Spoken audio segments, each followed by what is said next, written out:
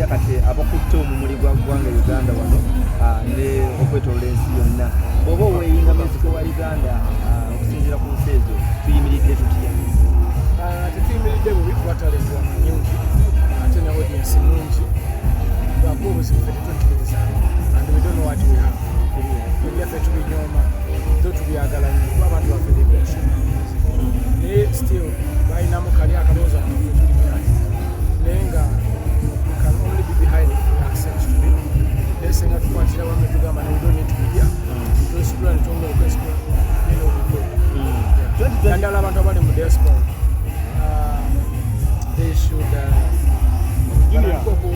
organizing proper shows in proper venues, activated day, to do good mobilization. So when show was in proper venues with a good audience, it will attract international media to talk about it. All our artists from different countries.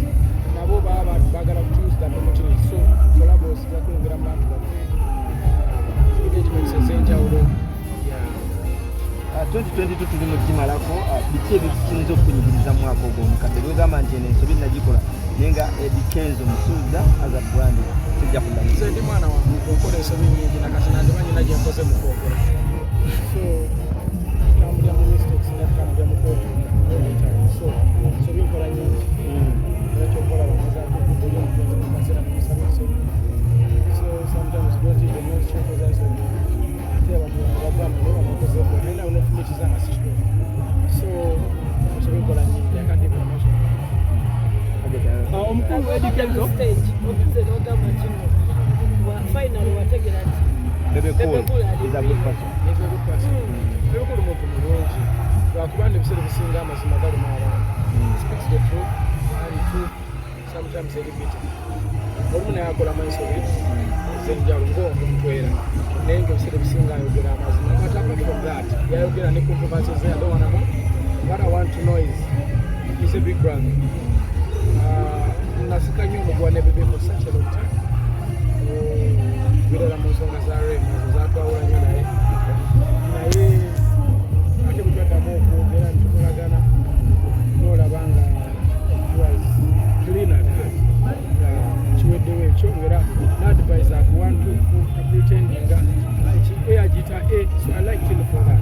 Engamba so this guy is different. Mana tulina abantu betukolaganyeko nabo naye nga bakulaga kirala naye nga ate owulira kirala mu kolido ate oluusi ne action zaabwe zinulanga zikyuse so for me I like him for that yonaadde emisango gyabaluba yankubiranga amasimu nagamba what can we do kuyambye ntya I don't like this person agezaatokula nti akucyankalanya ndi wa innocent because ye yalimu abimanyi process yonna nekuzisiza abapromoters yaliko era yabimanyi so he was concerned nagula balonda nagula atya. So I was like, oh, because so many people, they want to see you in trouble and they'll be happy. Noli wabayo nakulaga nti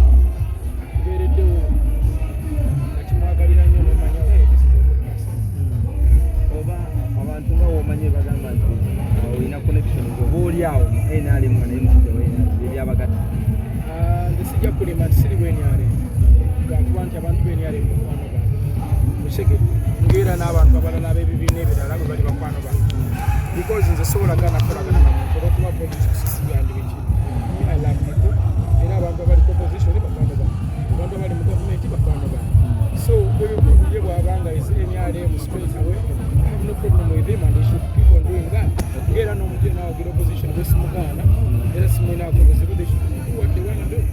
You understand? Yeah, but me I cannot stop from working with the people I love because they belong to a certain political group. I will work on them, I will deal with